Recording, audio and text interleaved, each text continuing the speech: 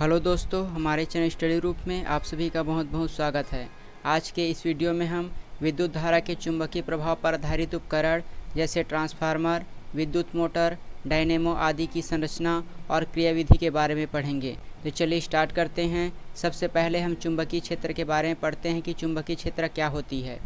मान लेते हैं कोई धारावाही चालक दी गई होती है, उसमें अगर हम विद्युत धारा प्रवाहित करते हैं तो उसके आसपास के क्षेत्रों में चुंबकीय प्रभाव को अनुभव किया जा सकता है और इसी प्रभाव को कहा जाता है चुंबकीय प्रभाव और उस क्षेत्र को कहा जाता है चुंबकीय क्षेत्र। जो चालक होती है उसके भीतर चुंबकीय क्षेत्र की रेखाएं हमेशा दक्षिण से उत्तर की ओर होती है। चुंबकीय क्षेत्र की दिशा होगी वह दक्षिण से उत्तर की ओर होगी। इसी प्रकार हम आगे के वीडियो में चुंबक के बारे में पढ़ेंगे, उसमें भी जो चुंबकीय क्षेत्र होगी वह हमेशा दक्षिणी ध्रुव से प्रारंभ होकर उत्तरी ध्रुव की ओर होती है और जो चुंबकीय क्षेत्र होती है वह एक बंद वक्र का निर्माण करती है। उसके पश्चात हम चुंबकीय फ्लक्स के बारे में पढ़ते हैं। चुंबकीय फ्लक्स क्या होती है? चुंबकीय क्षेत्र के आसपास अगर हम किसी सतह को रख देते हैं तो उसके लंबवत गुजरने वाली कुल चुंबकीय रेखाओं की संख्या को कहा जाता है चुंबकीय फ्लक्स। तो इसे हमें याद रखना है। चुंबकीय फ्लक्स क्या होती है? तो चुंबकीय क्षेत्र के आसपास रखी हुई कोई सतह के लंबवत गुजरने वाली कुल चुंबकीय रेखाओं की संख्या को चुंबकीय फ्लक्स कहा जाता है। इसके पश्चात हम अगला पढ़ते हैं दक्षिण हस्त अंगूठा नियम। इसे मैक्सवेल का कॉर्क स्क्रू नियम कहा जाता है। इस नियम का उपयोग क्यों किया जाता है? तो इस नियम का उपयोग चुंबकीय क्षेत्र की दिशा को ज्ञात करने के लिए किया जाता है।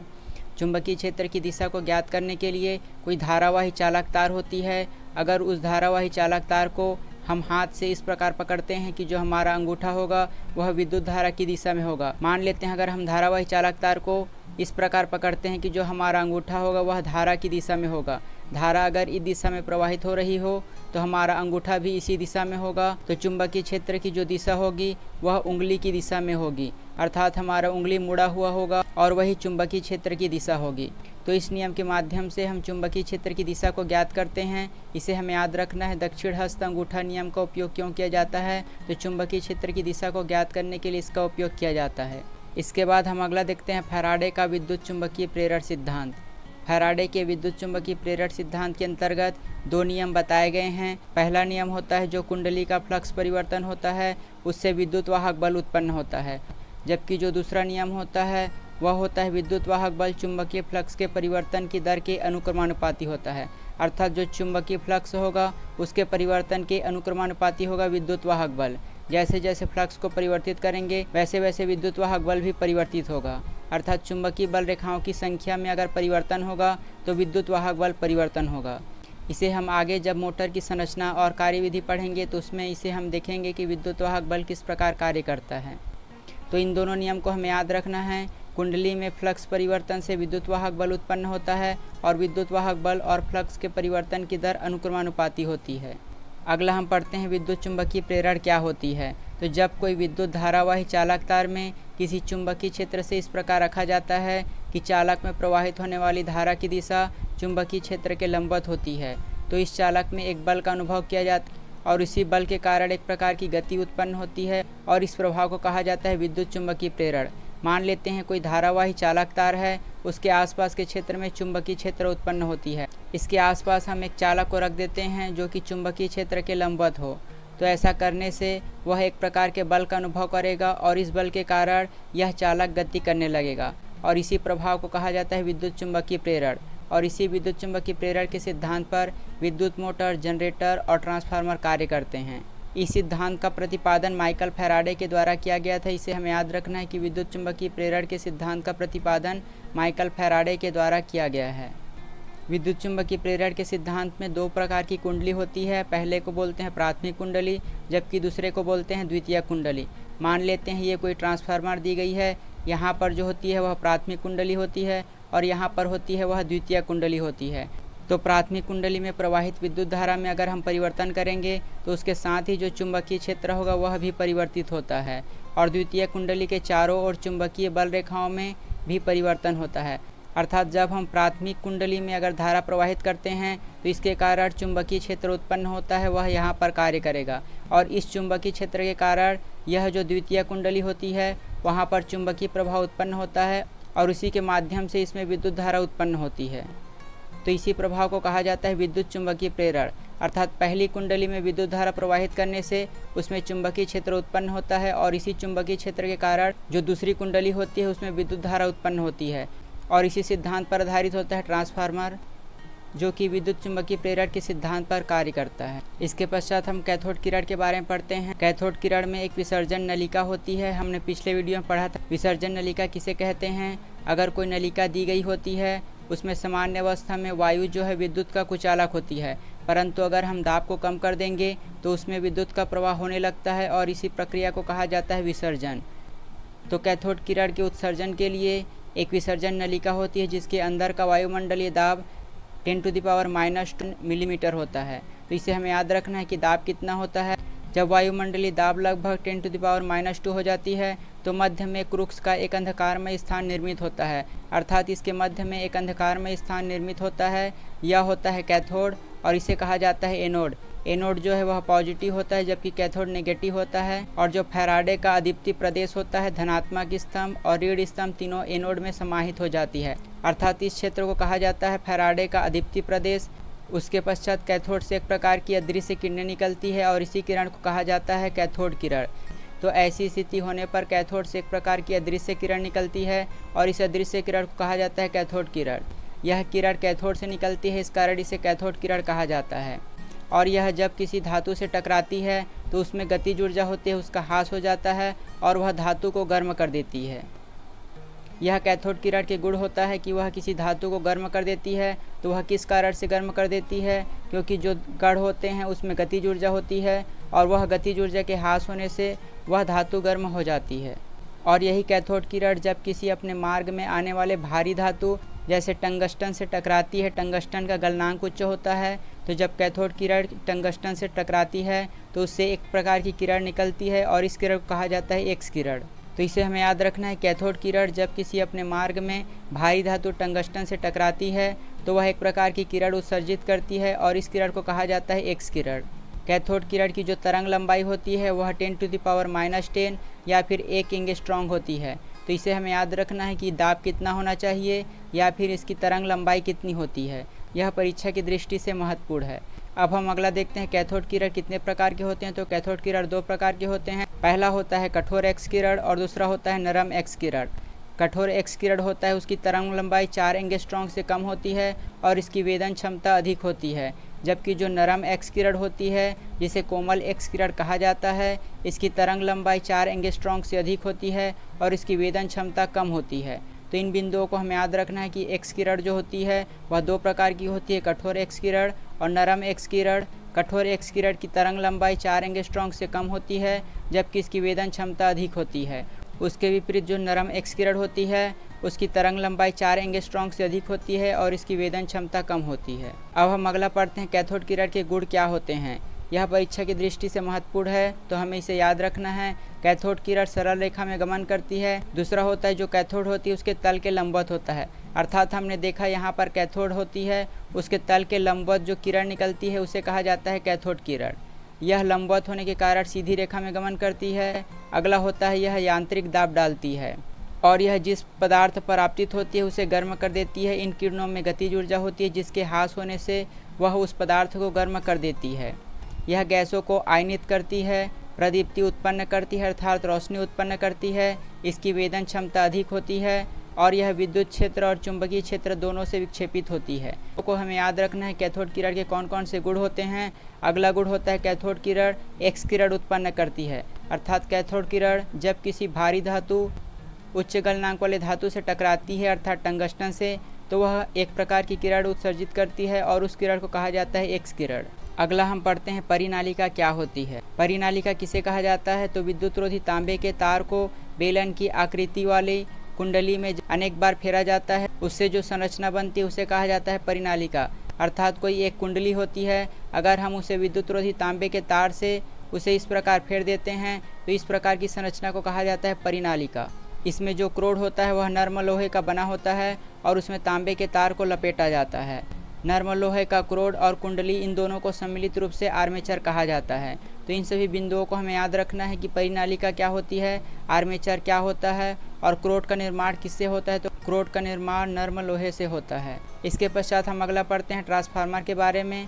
विद्युत चुम्बकीय प्रेरण पर आधारित उपकरण होते हैं डायनेमो, जिसे जनरेटर कहा जाता है। उसके पश्चात ट्रांसफार्मर और जो पेसमेकर होता है, जिसका उपयोग हृदय की धड़कन को बढ़ाने के लिए किया जाता है, उसे त्वरित करने के लिए किया जाता है, तो उस उपकरण में भी विद्युत चुम्बकीय प्रेरण के सिद्धांत पर कार्य करता है। तो एक एक कर हम सबके बारे में पढ़ते हैं। सबसे पहले हम ट्रांसफार्मर के बारे में पढ़ते हैं, उसके पश्चात डायनेमो विद्युत मोटर के बारे में पढ़ेंगे। तो सबसे पहले जो ट्रांसफार्मर होती है वह अन्योन्य प्रेरण के सिद्धांत पर कार्य करती है। तो इसे हमें याद रखना है, ट्रांसफार्मर अन्योन्य प्रेरण के सिद्धांत पर कार्य करती है और इसमें नरम लोहे के आयताकार क्रोड होता है, जिसमें प्राथमिक और द्वितीयक कुंडली के लपेट होती है। मतलब यहाँ पर जो प्राथमिक कुंडली है आप देख सकते हैं रेड कलर का, इसे कहा जाता है प्राथमिक कुंडली और इसे कहा जाता है द्वितीयक कुंडली। जिस सिरे से हम विद्युत धारा प्रवाहित करेंगे उसे कहा जाएगा प्राथमिक कुंडली और जिससे विद्युत धारा प्राप्त करते हैं उसे कहा जाता है द्वितीयक कुंडली। ट्रांसफार्मर दो प्रकार के होते हैं, एक को कहा जाता है ऊंचाई ट्रांसफार्मर, जबकि दूसरे को कहा जाता है अपचाई ट्रांसफार्मर। स्टेप अप और स्टेप डाउन ट्रांसफार्मर दो प्रकार के होते हैं। तो ऊंचाई ट्रांसफार्मर होती है, उसमें जो प्राथमिक फेरों की संख्या होती है वह कम होती है, जबकि द्वितीयक फेरों की संख्या अधिक होती है। अर्थात जो प्राथमिक कुंडली होगी उसमें फेरों की संख्या कम होगी। यहाँ पर N1 जो है वह कम होगा और N2 जो है अधिक होगा, जबकि अपचाई ट्रांसफार्मर की स्थिति में यह उल्टा होता है। अपचाई ट्रांसफार्मर की स्थिति में जो फेरों की संख्या होगी प्राथमिक कुंडली में वह अधिक होगी, जबकि द्वितीयक कुंडली में फेरों की संख्या कम होगी। अब हम ट्रांसफार्मर की कार्यविधि पढ़ते हैं कि ट्रांसफार्मर किस प्रकार कार्य करता है। तो जो प्राथमिक कुंडली होती है उसमें किसी प्रकार के उपकरण को लगाकर हम विभवांतर उत्पन्न करते हैं और इसमें धारा प्रवाहित करते हैं। धारा प्रवाहित होने पर इसमें चुंबकीय क्षेत्र उत्पन्न होता है और यह चुंबकीय क्षेत्र इस क्षेत्र को चुंबकित कर देती है और इसी चुंबकीय प्रभाव के कारण जो फ्लक्स उत्पन्न होता है वह द्वितीयक कुंडली में प्रवेश करती है और द्वितीयक कुंडली में प्रवेश करने के कारण इसमें जो है धारा उत्पन्न होती है और इसी धारा का उपयोग हम करते हैं। तो इसे हमें याद रखना है कि जो ट्रांसफार्मर होती है वह विद्युत चुम्बकीय प्रेरण के सिद्धांत पर कार्य करती है। जो प्राथमिक कुंडली होती है धारा प्रवाहित करते हैं उससे चुंबकीय क्षेत्र उत्पन्न होती है और उस चुंबकीय क्षेत्र के कारण जो द्वितीयक कुंडली होती है उसमें विद्युत धारा उत्पन्न होती है और इसी विद्युत धारा का उपयोग किया जाता है। इसमें जो प्राथमिक कुंडली होती है उसका विभवांतर को V1 जबकि द्वितीयक कुंडली के विभवांतर को V2 कहा जाता है। प्राथमिक कुंडली में जो धारा प्रवाहित की जाती है उसे I1 कहते हैं, जबकि द्वितीय कुंडली से जो धारा प्राप्त होती है उसे I2 कहा जाता है। अब हम पढ़ते हैं कि अन्योन्य प्रेरण क्या होती है। तो एक कुंडली में धारा परिवर्तित करके दूसरे कुंडली में जो विद्युत वाहक बल प्राप्त करते हैं और इसी घटना को कहा जाता है अन्योन्य प्रेरण। और अन्योन्य प्रेरण के सिद्धांत पर ट्रांसफार्मर कार्य करता है। ट्रांसफार्मर दो प्रकार के होते हैं, अपचाई ट्रांसफार्मर और उच्चाई ट्रांसफार्मर। अपचाई ट्रांसफार्मर होती है उसमें द्वितीय कुंडली में फेरों की संख्या कम होती है, अर्थात जो हमने पढ़ा कि ट्रांसफार्मर होती है उसमें जो प्राथमिक कुंडली में फेरों की संख्या होगी वह द्वितीय कुंडली के फेरों की संख्या से अधिक होगी, अर्थात प्राथमिक में अधिक होगा और द्वितीयक में कम होगा, तो इसे कहा जाएगा अपचाई ट्रांसफार्मर। और इसके विपरीत होता है उच्चाई ट्रांसफार्मर। अपचाई ट्रांसफार्मर में धारा की प्रबलता को बढ़ा देता है जबकि उसकी वोल्टता को कम कर देता है। तो इन सभी बिंदुओं को हमें याद रखना है कि अपचाई ट्रांसफार्मर के माध्यम से धारा की प्रबलता बढ़ जाती है, उसमें जो वोल्टता होती है उसे कम कर दिया जाता है और इसी ट्रांसफार्मर का उपयोग किया जाता है घरेलू सप्लाई में, जिसमें धारा की प्रबलता बढ़ा दी जाती है, उसकी वोल्टता को कम किया जाता है और इसका उपयोग घरों में सप्लाई के लिए किया जाता है। उसके विपरीत होता है उच्चाई ट्रांसफार्मर, जिसमें द्वितीय कुंडली में फेरों की संख्या अधिक होती है और उच्चाई ट्रांसफार्मर धारा की प्रबलता को घटा दिया जाता है, जबकि इसमें वोल्टेज के मान को बढ़ाकर ट्रांसमिशन में जो होने वाली हानि होती है उसे कम किया जाता है। अर्थात जो पावर जनरेशन स्टेशन होते हैं वहां से जब विद्युत धारा उत्पन्न की जाती है तो उसे इसी ट्रांसफार्मर के माध्यम से उसकी वोल्टता को बढ़ा दी जाती है ताकि उसके ट्रांसमिशन से हानि कम हो और उसमें धारा की प्रबलता को घटा दी जाती है। और जब यह हमारे आसपास के क्षेत्र के अपचाई ट्रांसफार्मर में भेजी जाती है तो अपचाई ट्रांसफार्मर के माध्यम से इसकी प्रबलता को बढ़ा दी जाती है और वोल्टेज को कम कर दिया जाता है और इसके माध्यम से घरों में सप्लाई की जाती है। एक अन्य महत्वपूर्ण बिंदु हमें याद रखना है कि इन सभी प्रक्रिया में आवृत्ति में कोई परिवर्तन नहीं होता है, अर्थात हमारे भारत में जो विद्युत धारा की आवृत्ति होती है वह 50 हर्ट्ज होती है, तो इसके धारा के आवृत्ति में कोई परिवर्तन नहीं होता, वोल्टेज और धारा के मान में परिवर्तन होता है। इसके पश्चात हम विद्युत मोटर के बारे में पढ़ते हैं। विद्युत मोटर भी माइकल फैराडे के द्वारा प्रतिपादित किया गया है और यह भी विद्युत चुम्बकीय प्रेरण के सिद्धांत पर कार्य करता है। विद्युत मोटर के माध्यम से विद्युत ऊर्जा को यांत्रिक ऊर्जा में बदला जाता है, अर्थात विद्युत ऊर्जा को यांत्रिक ऊर्जा में बदलने का कार्य विद्युत मोटर के माध्यम से होता है यह एक प्रकार की घूर्णन युक्ति होती है, अर्थात यह घूमने वाली युक्ति होती है। हमारे आसपास के जो फैन होते हैं, पंप होते हैं, ये सभी विद्युत मोटर के उदाहरण हैं।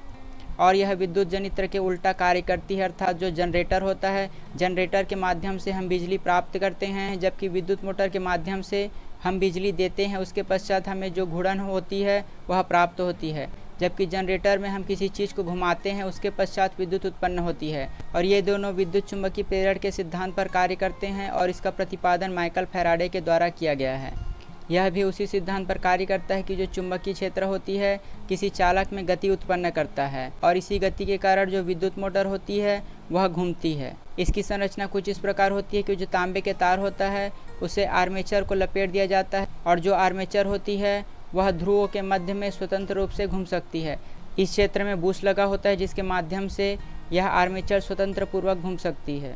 विद्युत मोटर का उपयोग कहाँ कहाँ होता है, तो विद्युत मोटर का उपयोग विद्युत पंखा, रेफ्रिजरेटर, विद्युत मिश्रकों अर्थात जो मिक्सर होता है उसमें, और वॉशिंग मशीन, इन सभी में विद्युत मोटर का उपयोग किया जाता है।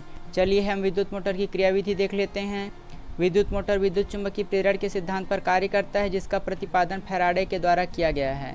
तो यहाँ पर दो चुंबक होते हैं, उन चुंबक के मध्य में एक आर्मेचर होता है और इसमें एक बूश लगा होता है जिसे B1 और B2 कहा जाता है। यहाँ पर आप देख सकते हैं ये बूश है और यह स्वतंत्र पूर्वक यहाँ पर घूम सकती है। जब हम इसमें विद्युत धारा प्रवाहित करते हैं तो जो AB सिरा होता है वह कागज़ तल के लंबवत नीचे की ओर, जबकि जो CD सिरा होता है वह कागज़ तल के लंबवत ऊपर की ओर गति करता है। और ये दोनों बल आपस में बराबर होते हैं जबकि इनकी दिशा विपरीत होती है और इस प्रकार एक बल युग्म का निर्माण होता है जिसकी दिशा विपरीत होती है, जबकि ये बल परिणाम में बराबर होते हैं। और ऐसा होने से जो कुंडली होती है वह दक्षिणावर्त अवस्था में घूमती है। इसे हमें याद रखना है कि जो मोटर होती है वह विद्युत चुंबकीय प्रेरण के सिद्धांत पर कार्य करती है और इसमें हमें दिशा का ज्ञान करना है। तो फ्लेमिंग के बाएं हाथ के नियम के माध्यम से हम बता सकते हैं कि चुंबकीय क्षेत्र की दिशा क्या होगी और धारा प्रवाह की दिशा क्या होगी। विद्युत चुंबकीय प्रेरण के सिद्धांत पर जब हम किसी चालक में विद्युत धारा प्रवाहित करते हैं तो उसके कारण जो चुंबक होती है उसका चुंबकीय प्रभाव होता है, जबकि इसके कारण भी एक प्रकार का चुंबकीय प्रभाव उत्पन्न होता है। तो इन दोनों चुंबकीय प्रभाव आपस में बराबर होते हैं, अर्थात वे एक दूसरे को आकर्षित करते हैं और उसके कारण एक प्रकार का विद्युत वाहक बल उत्पन्न होता है। और इसी विद्युत वाहक बल के कारण इस जो आर्मेचर होता है उसमें गति उत्पन्न होती है और इसी गति के कारण ये घूमती है। तो इस सिद्धांत को हमें याद रखना है। और इसी सिद्धांत के विपरीत कार्य करता है जनरेटर। जनरेटर में हम सबसे पहले घुमाते हैं और घुमाने से हम इसमें विद्युत धारा प्राप्त करते हैं। इसके पश्चात हम एक्स किरण के बारे में पढ़ते हैं। जब हम कैथोड किरण को किसी उच्च गलनांक वाले धातु से टकराते हैं अर्थात टंगस्टन से, तो एक प्रकार की किरण उत्पन्न होती है और इस किरण को कहा जाता है एक्स किरण। एक्स किरण की खोज रॉन्टजन नामक वैज्ञानिक ने की थी, तो इसे हमें याद रखना है कि एक्स किरण की खोज रॉन्टजन ने की थी।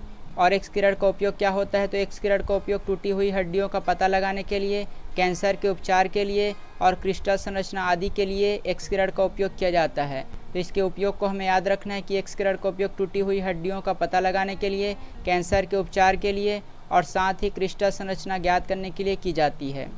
एक्स किरण का तरंग दैर्घ्य प्रकाश कितना होता है, तो एक्स किरण का तरंग दैर्घ्य प्रकाश 1 एंगस्ट्रॉम से 100 एंगस्ट्रॉम के मध्य होता है।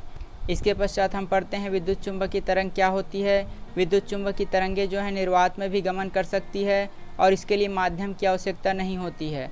यह एक प्रकार की तरंग होती है जिसमें विद्युत क्षेत्र और चुंबकीय क्षेत्र के लंबवत उसके ज्या के वक्री दोलनों से बनी होती है। हम मान लेते हैं ये कोई चुंबकीय क्षेत्र है और उसी के लंबवत एक विद्युत क्षेत्र है। इन दोनों के लंबवत वक्री दोलनों के माध्यम से यह गमन करती है और इसे कहा जाता है विद्युत चुंबकीय तरंगे और इसके लिए माध्यम की आवश्यकता नहीं होती है, यह निर्वात में भी गमन करती है। इसके गुण क्या होते हैं, तो विद्युत चुंबकीय तरंगों के गुण होते हैं ये तरंगे विद्युत आवेश से उत्पन्न होती है। वे एक दूसरे के लंबवत परिवर्ती विद्युत और चुंबकीय दोलनों के द्वारा संचालित गति होती है। इसकी चाल प्रकाश के चाल के बराबर होती है और यह विद्युत क्षेत्र से प्रभावित नहीं होती है। ये तरंगे आवेश रहित होती है। आवेश रहित होने के कारण यह विद्युत क्षेत्र से प्रभावित नहीं होती है। इसकी चाल प्रकाश के चाल के बराबर होती है। यह सीधी रेखा में गमन करती है और इस पर प्रकाशीय घटनाएं जैसे परावर्तन, अपवर्तन, व्यतिकरण, विवर्तन और ध्रुवण ये सभी के गुण यह प्रदर्शित करता है। तो इसे हमें याद रखना है। विद्युत चुम्बकीय तरंगों के गुण क्या होते हैं? यह एक प्रकार के त्वरित विद्युत आवेश से उत्पन्न होती है। यह प्रकाश के चाल के बराबर होती है, विद्युत क्षेत्र से प्रभावित नहीं होती है, इसमें आवेश नहीं होता है, यह सीधी रेखा में गमन करती है और उसमें परावर्तन, अपवर्तन, व्यतिकरण, विवर्तन और ध्रुवण ये सभी के गुण यह प्रदर्शित करता है। इसके पश्चात हम डायनेमो और एसी जनरेटर के बारे में पढ़ते हैं। डायनेमो विद्युत मोटर के विपरीत कार्य करती है। ये दोनों विद्युत चुम्बकीय प्रेरण के सिद्धांत पर कार्य करते हैं, परंतु इनकी क्रियाविधि अलग अलग होती है। विद्युत मोटर जो है विद्युत ऊर्जा को यांत्रिक ऊर्जा में परिवर्तित करती है, जबकि डायनेमो यांत्रिक ऊर्जा को विद्युत ऊर्जा में परिवर्तित करती है। एसी जनरेटर या डायनेमो के माध्यम से हम विद्युत प्राप्त करते हैं, तो उसके लिए हम किसी उपकरण के माध्यम से उसे पहले घुमाते हैं और घुमाने से हमें प्राप्त होता है विद्युत ऊर्जा। डायनेमो भी विद्युत चुम्बकीय प्रेरण के सिद्धांत पर कार्य करता है। इसकी संरचना भी उसी प्रकार होती है जिस प्रकार विद्युत मोटर की होती है। इसमें भी तारों की एक कुंडली होती है जिसे स्थायी चुंबक के मध्य में घुमाया जाता है। तो इसमें हम सबसे पहले घुमाएंगे, उसके पश्चात हमें प्राप्त होगा विद्युत। तो उससे एक प्रकार की प्रेरित धारा उत्पन्न होती है और इस प्रेरित धारा को कहा जाता है एसी करंट। इसे जब हम बाह्य परिपथ में भेजते हैं तो जो हमें प्राप्त होगा वह प्राप्त होगा एसी करंट। अगर हम इसी एसी जनरेटर को अगर सर्पी वलयों के स्थान पर विभक्त वलय का उपयोग करेंगे तो उससे जो एसी जनरेटर होता है वह डीसी जनरेटर में परिवर्तित हो जाता है और उससे प्राप्त धारा होती है डीसी धारा। तो इसे हमें याद रखना है, अगर हम सर्पी वलय के स्थान पर विभक्त वलय का उपयोग करेंगे तो हमें जो प्राप्त होगा वह होगा डीसी करंट, अर्थात डीसी जनरेटर का निर्माण होगा। विद्युत मोटर एक प्रकार का द्विक परिवर्तक होता है, अर्थात वह युक्ति जो परिपथ में विद्युत धारा के प्रवाह को उत्क्रमणीय कर देता है। उत्क्रमणीय का अर्थ होता है दोनों दिशाओं में। आज के इस वीडियो में हमने विद्युत धारा के चुंबकीय प्रभाव के अंतर्गत आने वाले सभी उपकरण जैसे ट्रांसफार्मर, डायनेमो और विद्युत मोटर के बारे में पढ़ा। अगले वीडियो में हम कोशिका संरचना और कोशिका की कार्यविधि के बारे में पढ़ेंगे। तो अगर आपको हमारी ये वीडियो अच्छी लगी और आगे भी ऐसे ही और वीडियो पाना चाहते हैं तो हमारे चैनल को सब्सक्राइब कीजिए और बगल का नोटिफिकेशन बेल भी ऑन कर दीजिए ताकि हमारे द्वारा डाली गई सारी वीडियो आप तक पहुँचे सबसे पहले। धन्यवाद।